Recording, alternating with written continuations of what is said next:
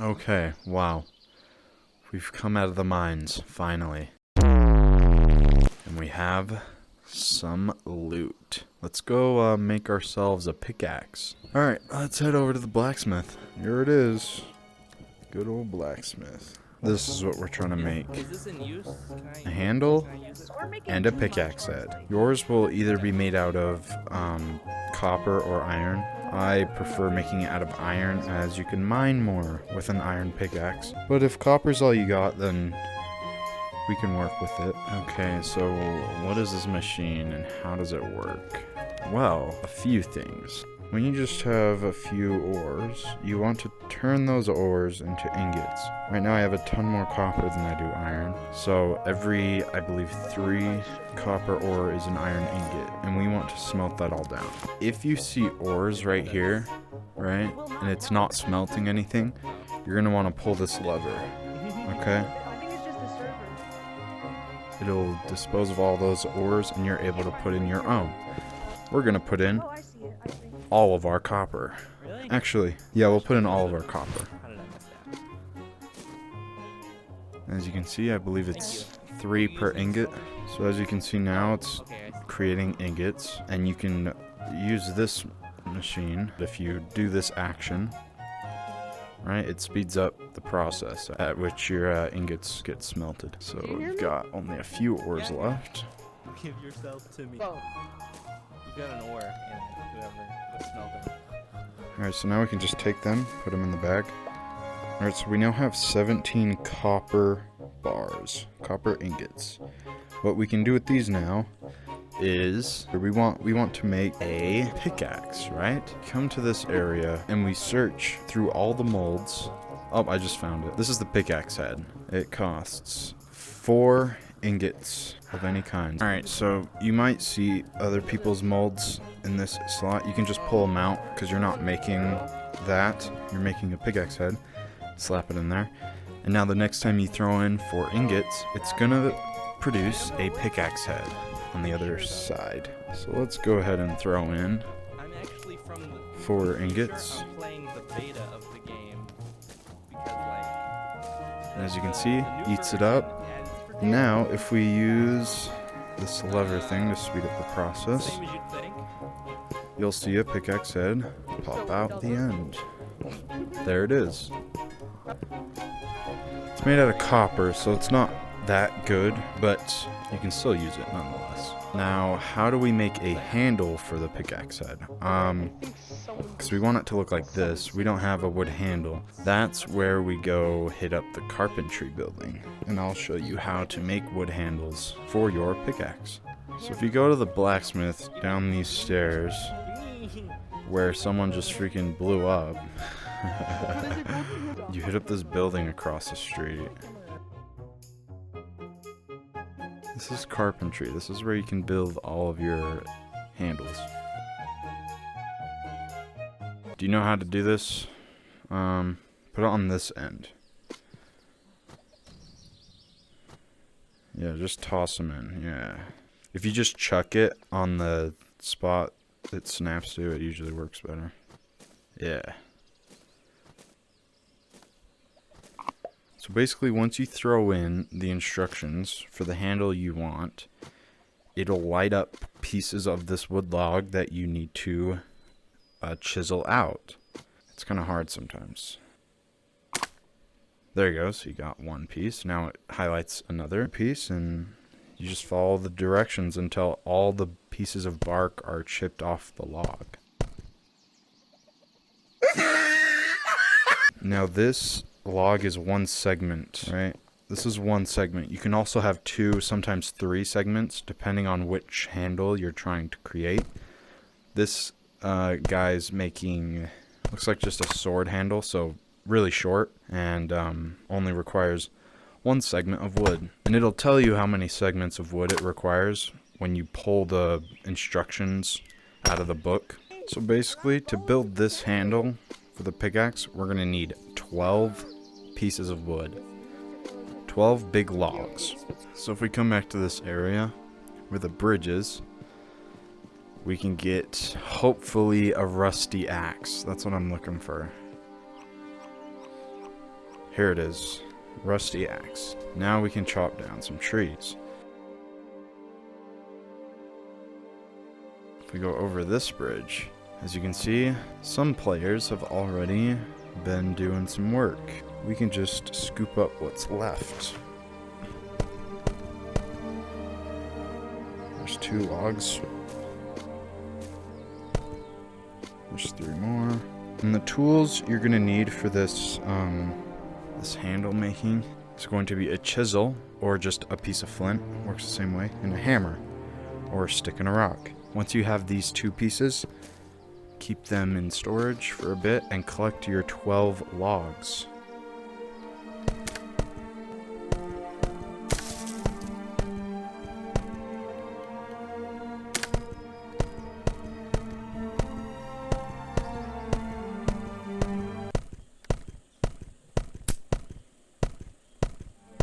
We no longer need this axe. Once we have our 12 logs, piece of flint, and our hammer, now we just head back to the carpentry building. Come in here, and you'll see a few things. There's the book, and there's this thing. This is the workbench we're going to be using to build our handle. Now, we want a handle like this for the pickaxe. There are a few you can choose between to stick a pickaxe head onto, but for a starter pickaxe, this is a nice one to have. Nice and short. Let me show you which one it is, though, real quick. Oh, it's actually this one. First one we opened up on. It looks like a bat. Right, it looks nothing like... Oops. Looks nothing like this. But it is. But anyways, like with the other books, you can actually scroll through the other things here. You can make all sorts of stuff. Sword handles, dies, shields, guards, spoons, L grips. Fun stuff. But this is the one we want to build for our pickaxe. And as you can see here, it says 2 segments of wood. Here, each segment of wood is 6 wood logs. Keep that in mind. That's why we got 12. So after we grab the page and rip it out, you can throw the book away. This is the thing you want to make, and you can just... Oh, someone else is making it already, actually. But anyways, you put it in there, and that's when it establishes that you're making that handle. Once you have your instructions in this little frame, you can move this piece of the workbench around, move this out to, I don't know, about here. Doesn't really matter, honestly. Then take your wood and just toss it at the workbench, and it'll snap into position. Throw 6 wood logs at it. Boom, there's 1 segment. But the instructions say we need 2, so we're going to throw another 6 logs. Boom, you'll hear that little sound, and that means it's ready to go. Now, once it does that, you want to search for the highlighted piece. In my case, it's right here. Take a chisel and a hammer, and follow the order at which these things are lit up. You can use that thing to rotate the log. You want to chip off all the bark first, in order. Wide swings at the back of your chisel are most effective. If you don't do it in order, you're not going to get the handle you want. Now, after all the bark is chipped off, we want to just go ham on it, right? Chisel each little segment again, once, until the piece of wood chips off. It makes a distinct sound, so it's that snapping sound. Just keep hitting each segment. Then once you do that, you just hit the piece of wood, and there's your handle. Boom. Now, if you hold the handle and the pickaxe head, you'll see a line connecting the two, and you just snap them together. So anyways, that's how you make a pickaxe. So now we have a pickaxe that can be used to mine decent ores in the mines if we ever go back. Not if, when. Next thing we want to try to do is get a backpack. So let's go take a look at the instructions.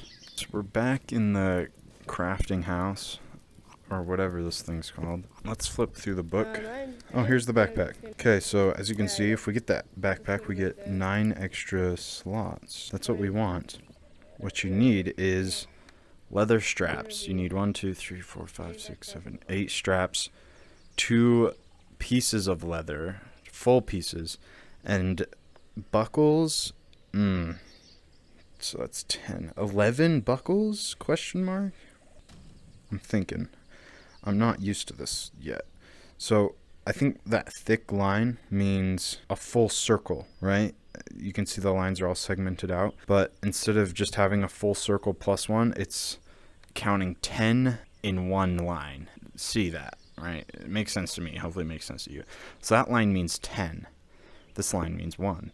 So 11 buckles, 2 pieces of leather, and 7 pieces of leather straps.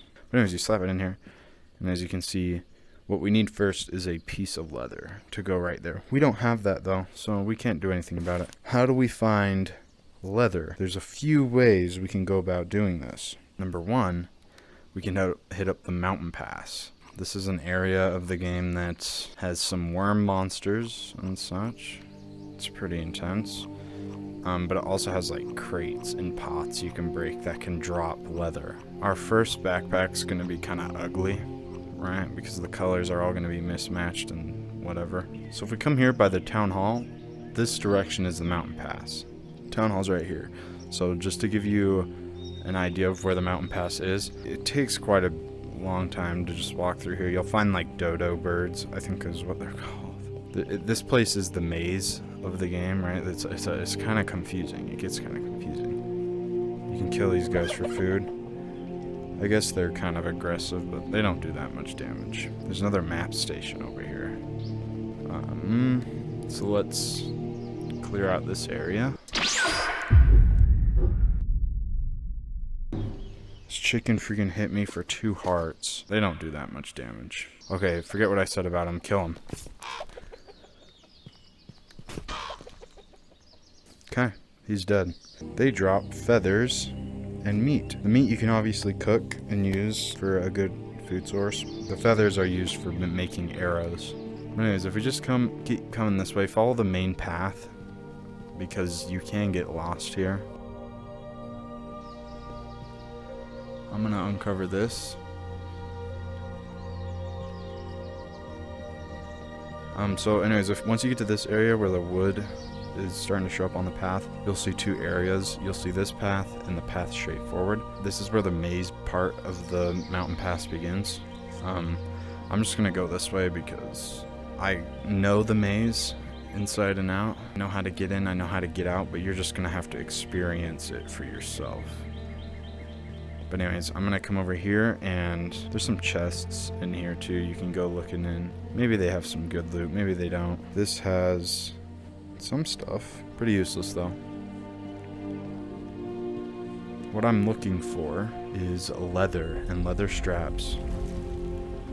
Oh, there's a worm. The worms spawn here and they will try to kill you. So as of right now, just avoid them because we don't have a weapon. This is where you can find some of the loot in these areas. There'll be pots and boxes that spawn here. And buckles. As you can see, there's a buckle right here. And worms are spawning. I would kill it, but I don't have the firepower, so I'm just gonna keep going. You can find people's creations on the ground like this, whatever that is, and you can use it as a weapon. Oops. Let's see, we don't need the flint. We need our pickaxe more. Sorry, just rearranging the inventory. So this is kind of an interesting weapon someone was putting together, threw on the ground. I'm gonna use it though, because the mountain pass is kind of scary. Especially at night, I would be very cautious going into the mountain pass at night. But anyways, yeah, just wander around here, and eventually you'll find boxes and pots, something like this, right? I've got some worms. Waiting for them to despawn. There they go. Alright. What we can do with these is break them open. Would you look at that? A leather strap. Very cool. We do need to drop something for it though. I'm actually gonna drop these iron buckles.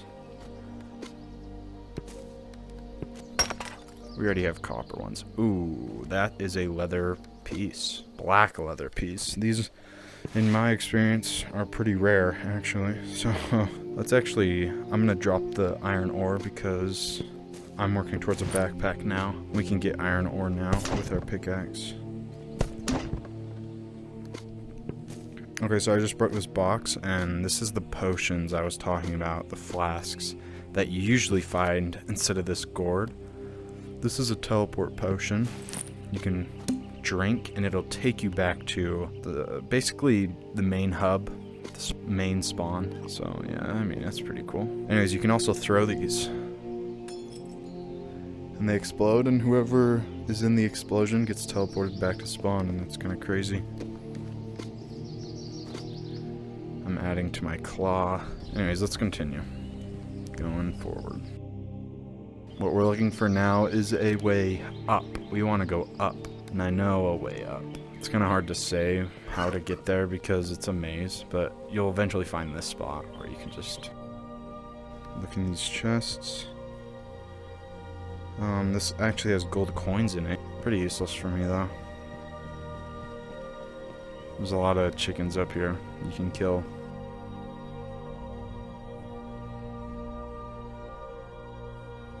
So up here there's another map spot you can uncover. This is kind of the last blurry map in this area of the game. If we come down here, there is usually some crates, some boxes, and whatever, but there's nothing here, so I'm gonna take the buckle. Another piece of leather. Let's go. We have 2 leather straps. I know I need more than 2. I think we need like 5, 6. It was 7 straps. Okay, I see something important. This thing right there. That is a heart plant. I don't know what they're officially called, but this is how you increase your max life. You find these from exploring around. Hello. Oh there. shoot! That is a phantom. We don't want to mess with that. Phantoms are really bad to mess with, especially at the stage we are at. We are very young in this world. So the phantoms, you hear that howling? You want to avoid them. We cannot kill them right now. So I'm gonna do this fast. Basically, when you find these heart plants, you grab them and you pull them. It takes a while and they pop and they give you heart juice. As you can see now, we have 9 hearts.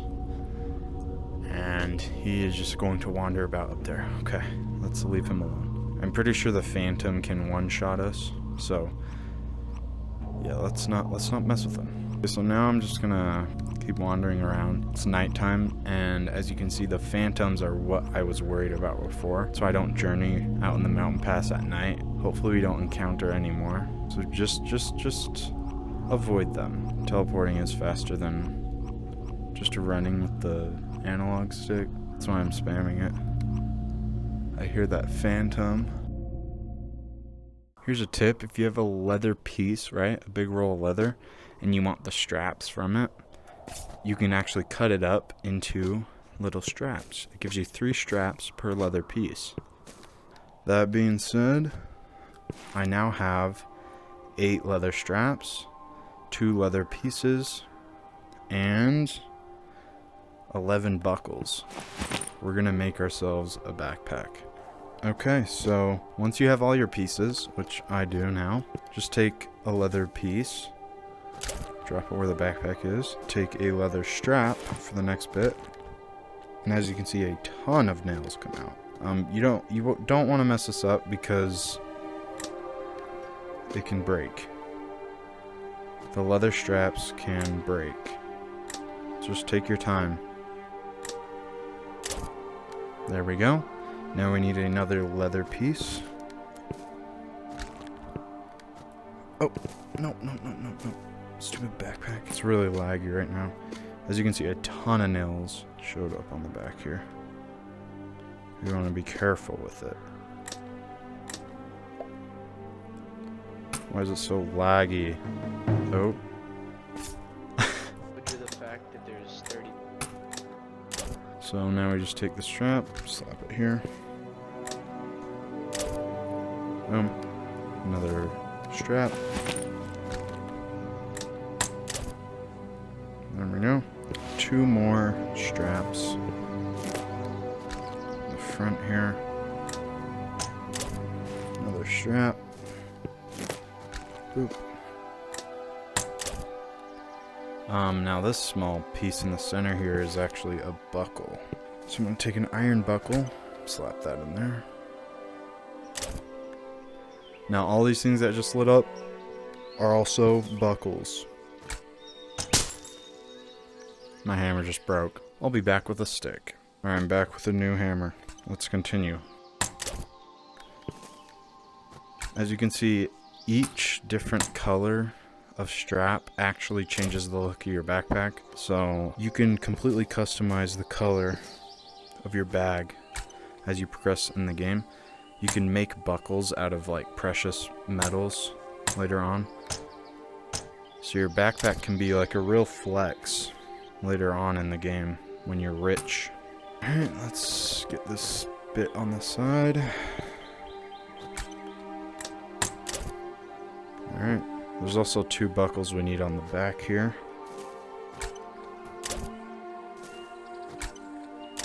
Rotate it around, there's another buckle.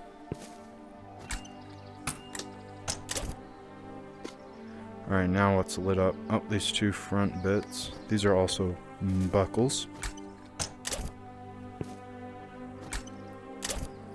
And now, last but not least, the handle up here. I believe it's 2 leather straps. Yep, with a nail at the top. There we go. We now have a full backpack. As you can see, we have 3 more slots than usual. So now we can just place that down. Let's take all of our crap in here. Our gourd, our pickaxe, and our 2 leather straps, sure, in the new backpack. We can toss that one away. I'm actually gonna put my copper in here too, and we can sling this over our back. We now have a nice bag. The backpack is actually upgradable. You can get little side pouches that make it better. So I'm excited, and I actually want to show you something important. Right, we have our bag now. We have food. We have everything we need to like play the game, to keep progressing. But I haven't shown you where to get teleport potions, and this is really important if you're going mining again. So I want to show you where to get this. I'm in the training grounds right now. Crafting buildings right here. We're going this way. You'll see this sign. We want to go to the Dust Bowl. This is a place we have not been yet. The teleport potion is over here, and a few other things. There's another map station. Uncover that.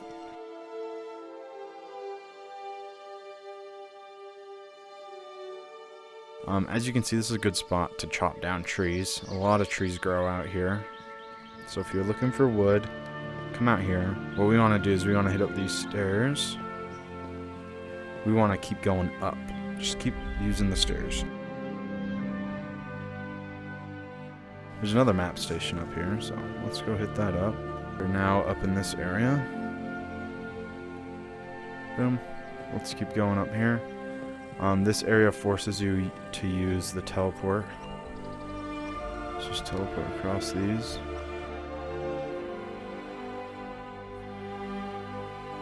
Wow, 4 pieces of leather. That's insane. We also have some short sword blades that need to be hammered out. As you can see there, they have not been touched by the forge. This crate right here is where the teleport potion is. So if you come all the way up here, have your gourd or your flask or whatever, just dip it in there. And as you can see, there's now a teleport potion inside there. And a little cap spawns on it. That's how you know you have juice in your canister. So when you drink this, there, and then let it go for a bit.